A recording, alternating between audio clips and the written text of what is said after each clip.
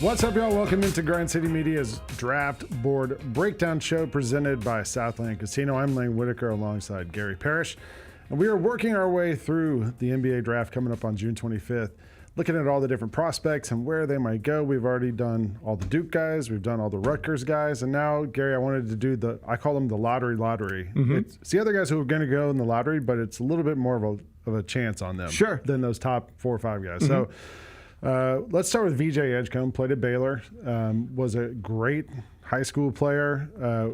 Didn't make as much noise probably at Baylor as some of these other 2-3 guys did, but from everything I'm seeing, everything I'm reading, it sounds like he has every chance to be as successful at the next level. He certainly does. He had a nice freshman season, lone season of college basketball, but Baylor, a program that won a national championship in recent years, just didn't operate at that level consistently throughout this season. And I think Edgecombe's lack of notoriety is perhaps a byproduct of that. He wasn't playing in big-time top 10 matchups consistently throughout the season, but he had an incredible highlight on the opening night of the season when he posterized Mark Few's son in a game against Gonzaga and was consistently good on both ends of the court. You know, he averaged 15 points per game, but even more than that, showed that he can be a plus defender and real difference maker on that end of the court. You see it throughout these highlights. He's a top-tier athlete, a plus defender who can be versatile on that end. And if most mock drafts have this thing starting with Cooper Flagg and then going to Dylan Harper, and if Ace Bailey does come off the board at number 3 and Charlotte is sitting there at 4, it does seem like he is a sensible option. Even if he might not be best player on the board available in my head right then. When you have LaMelo Ball and you have Brandon Miller and you can put a 6'4", 6'5" guard in between them who can take on tough defensive assignments, not unlike the way Jalen Wells was able to do that for the Grizzlies this season. Just like LaMelo is never going to guard. Brandon Miller is what he is. Here's a guy you can throw out there and perhaps as, you know, maybe not on opening night, but very early in his career, you can say, tonight your assignment is that guy. Tonight your assignment is that guy.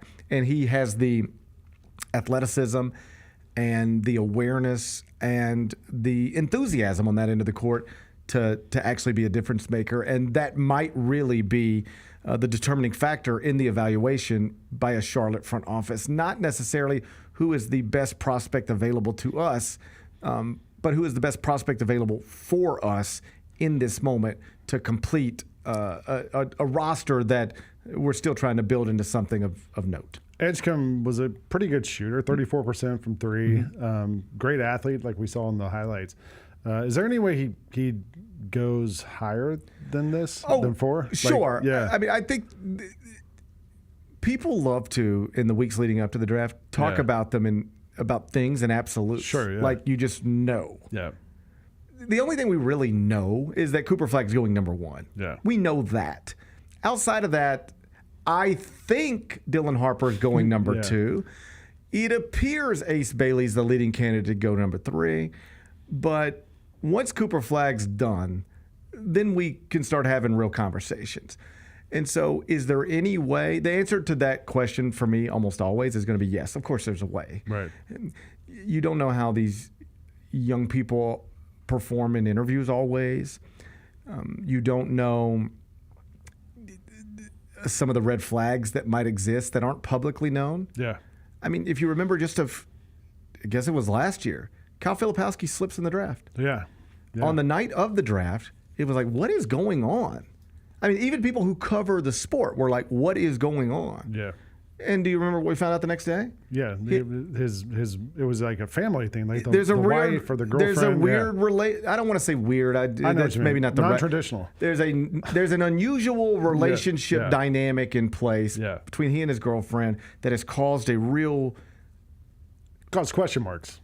How about that? Question marks about how he's living his personal life, and also like he's estranged from his family, and just what is going on here? And some judgment questions. There was just like we don't like this on some level, and so he dropped further in the draft than literally anybody would have anticipated. For sure. So is there a way Of course there's a way. There's always a way. There's always a way.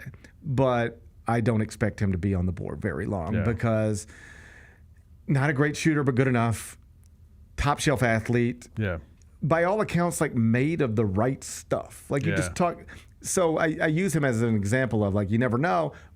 All the intel on him is, at least the stuff publicly known, is positive. Yeah. So is there a way? Yes, but I don't expect him to be on the board very long. And if he is sitting there at 4, there's a lot of reasons to think Charlotte would just pluck him because he not only the talent suggests that's the range he needs to be in, but he's also a sensible fit given what we've already talked about. One of the players who I probably watched the most in college because I went to Georgia and I watched the SEC, that was Jeremiah Fears at Oklahoma, who one of the youngest players in college basketball this season. There are a lot more questions sort of around his – I wouldn't say questions, but just like more unknowns about his game, I think, than some of these other guys just because he's so young and you could kind of see areas where you're kind of hoping for him to develop, and who knows if that happens or not, though. He's a pretty divisive prospect in the sense – not divisive in the sense that he could go 4th or 40th. Yeah. But there are you have to believe the shooting's going to come around. Yeah. Because right now it's not there. Yeah. He shot below 30% from 3. Yeah. That's obviously concerned with the way the game's play. So you might be wondering, then why are lottery teams, top 10 teams picking the top 10 interested in a 6'3" guard who can't shoot? Yeah. Or at least has shown no ability to shoot consistently. And the question is because a little bit like the guy that starts at point guard here, with the basketball in his hands, people have a hard time staying in front of him. Yeah. He gets where he wants to get. He gets paint touches by himself. Mm-hmm. He's hard to guard. He's quick, twitchy, all that stuff. Yeah. All that stuff where like all the good things. All the good things. Yeah. Now, if the shot doesn't come around, here's what I say about prospects sometimes. Jeremiah Fears could go, let's just say 6th in the draft. I'm just making up a number, but this is the range. He'll go 6th in the draft. And I will only ask you one question, and that answer will determine whether this will prove to be good or bad. Will he ever be a reliable shooter? If the answer is no, I'll say that was too high for him then. Mm-hmm. If the answer is yes, you're going to feel good about this. But that's where it's at. Can the shot come around? Because that perimeter jumper has never been more valued and important in the NBA than it is right now. And spending top 10 picks on people who can't make shots is not great, but that should illustrate to you how great he is at the other stuff. There are front office executives who look at him and they go, I don't know if the shot will ever come around, but if it does. Because he still averaged 17 points a game. Because nobody can stay in front of him. Yeah, because he can get whatever he wants. Yeah. I mean, you're talking about 5 and 6, Utah, Washington. Yep.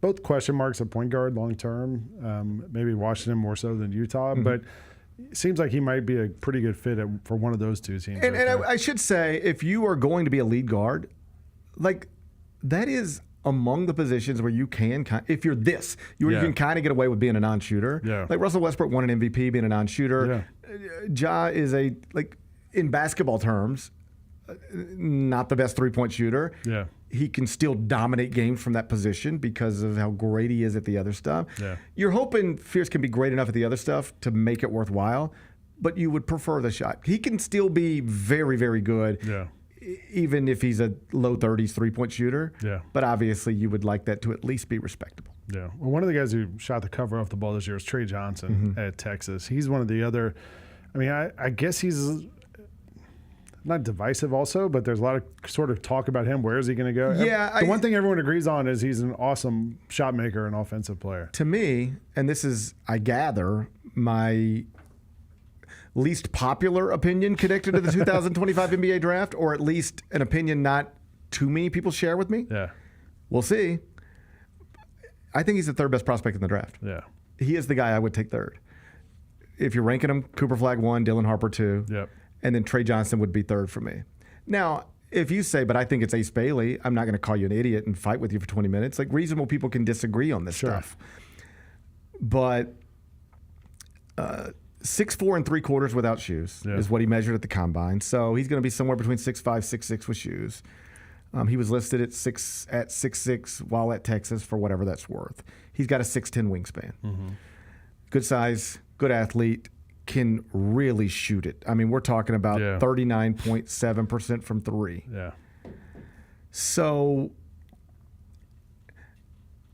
in Philadelphia at 3, they might take Ace Bailey just because he's a little taller and theoretically a little better fit. And in some people's mind, a better prospect. I'm not ruling that out. But most mock drafts, I'm aware, have Ace Bailey going there. And then we get to the Charlotte thing, and they may just be down. Like, it really could just come down to VJ Edgecombe, Trey Johnson. We're picking one of these guys, and Edgecombe is the better defender, and we think he fits better with our roster, so we'll go there. And then Johnson's still available at 5. But for me, he would be off the board at 3 because I just believe in the shooting. Yeah. I believe in the shot making. And just to circle back to what I was saying about, like, that's the most important skill for perimeter players these days. Yeah. The ability to just knock down shots. You change the way the entire game's played if they have to guard you out to the three-point line, and you can kill them from there. Yeah. And he can kill you from there. If you're comparing him, contrasting him with Ace Bailey at that 3 spot, and you're Philly, who has some veterans, let's say right now that's how it stands. Who knows if they trade or whatever happens. But does it feel like Trey Johnson might be able to contribute a little more right now than Ace Bailey would? I think he was a better college basketball player than Ace Bailey was. He certainly was on a better team, and I think he was a better college basketball. Perhaps it's hard, I guess, but like he was. He's a freshman of the year. Yeah, it's just Ace Bailey's a little taller, and Philadelphia's got guards. Yeah. Smaller guards, Maxey, McCain. Yeah. That would be the argument from Philadelphia. Yeah. But like Ace Bailey ain't as tall as you think. He's certainly not as tall as he said he like was. 6'7". Yeah, he's all year long. He's 6'9", 6'10". That's what they're saying. Yeah. He comes back and measures around 6'7". Yeah. I think the positional fit perhaps goes Bailey over Johnson in that for Philadelphia. But I don't. But if it's win now, I don't care about, like, they might end up just packaging that and trying to get a non-rookie. Yeah. But I don't get caught up on positional fits in the top 3 of a draft too much. Like, I want to get the best players. Yeah. And I don't think it's clear cut. If you question it, you're an idiot. But I do believe that Trey Johnson is the 3rd best prospect in this draft. Yeah. That's who I would take 3rd. Well, the other guy whose name I see all the way from top 10 down to 20, all over the place, is Egor, Demin, the guy who played at BYU this last season. Grew up in Europe, played for the Real Madrid youth league teams and everything. I mean, the one thing that there's questions about his shooting, there's questions about other stuff, but the dude's like 6'9". Yeah, so he can handle the ball. He's from. You see it here. Like, he's 6'9". He's a 6'9" guard. Yeah. He incredible vision, incredible passer, terrible shooter. Yeah. And you're just sort of with him betting on that the shot will come around. If it doesn't, you've got real problems because he's not like this top shelf athlete who is going to be able to, like, he didn't get into the paint a lot in his one season. He wasn't a great college basketball player. He was a good college basketball player. He wasn't a great one. He was a good player on a good team, but he wasn't a great college basketball player. He's not just going to blow by people. And what that means is, or what it suggests is that if you don't have the shot to keep folks honest, then all the other stuff gets harder for you. But all the other stuff is there. Great positional size, vision, IQ, ability to pass, and just see things other people can't see and then make the passes other people can't make. This is one of my favorite basketball things. Like, they're basketball players. Some of them can just see things other people can't see. Ja is one of those. He can see things before other people can see them. And then there's a category of people who can see them, but they can't make the play. So you can see it. Ja can see it and then make the play. Yeah. There's guys who can't see it, and then there's guys who can see it, but they can't make the play. And then there's guys who can see it and make the play and the whole deal. That's a real special talent. He has some of that stuff. But if he's going to shoot terribly from the perimeter his entire life, then if you spend a top 10 pick on him, it'll end up looking foolish. What you're betting on with him is all the stuff I'm seeing is real, and all the stuff I need to see will be there eventually. But he has one of the wider ranges of the elite prospects, I think, that exist. You could reasonably see him go into the top 10. How about this? I think you could find mock drafts right now with him in the top 10 and then you can also find them outside of the top 15. And that's a pretty wide range for prospects of this caliber. Yeah. Usually if somebody says, I think he's going to go 5th, he might go 4th or he might go 9th, but it's going to be right in there. With Demin, it does seem like he could go in the top 10 or maybe closer to 20, and it wouldn't be the most shocking thing. The size, the playmaking, the lack of shooting, kind of just off the top of my head, Josh Giddey. Yeah. Who found a home in the NBA and has been okay. Yeah. He's been a good player. Yeah. Like they're happy with him in Chicago. Great, Yeah. So, but he's still a flawed player. Yeah. That's still the thing. And that's a thing that could theoretically show up in playoff series someday. If I remember correctly, didn't Oklahoma City run into a thing last year where they couldn't play him? That's why they got rid. Yeah. Okay. So the shooting is, yeah, it's a constant. I'll just say the same thing about Fears a little bit. Yeah. If you spend a top 10 pick on him and the shooting does not come around, you would have paid too big of a price to get him. If the shooting comes around, you'll have good value there. Both of these guys can be really good NBA players without the shooting come around. But if you want them to live up to where they were picked, if they're picked in the top 10, the shooting needs to come around. So out of these 4 guys, you think Trey Johnson's probably the best prospect out of them? He is in my head. I don't think I'm in the majority there. But in my head, if I were running an NBA franchise, and I don't think I should be, I'm not trying to act like I should be running an NBA. But he would be the 3rd player off the board for me. If we had my board, he would be 3rd on it. Yes, we have your board somewhere that we. Yes. Yeah. He would be 3rd. I don't want to say I have no questions about him because that's a silly thing to say. Yeah. Like I had no questions about LeBron James entering the draft. Yeah. Very few questions about Anthony Davis coming into the draft. 0 questions about Victor Wembanyama coming into the draft. I don't think of him like that. Yeah. But he's the 3rd best prospect of the draft in my mind. Cool. All right. Well, that takes us through our first 4 shows of Grind City Media's Draft Board Breakdown, presented by Southland Casino. And we're going to stay right here and make more shows. Just keep tuning in. We got more stuff coming, more draft coverage. You're watching Grind City Media's Draft Board Breakdown, presented by Southland Casino.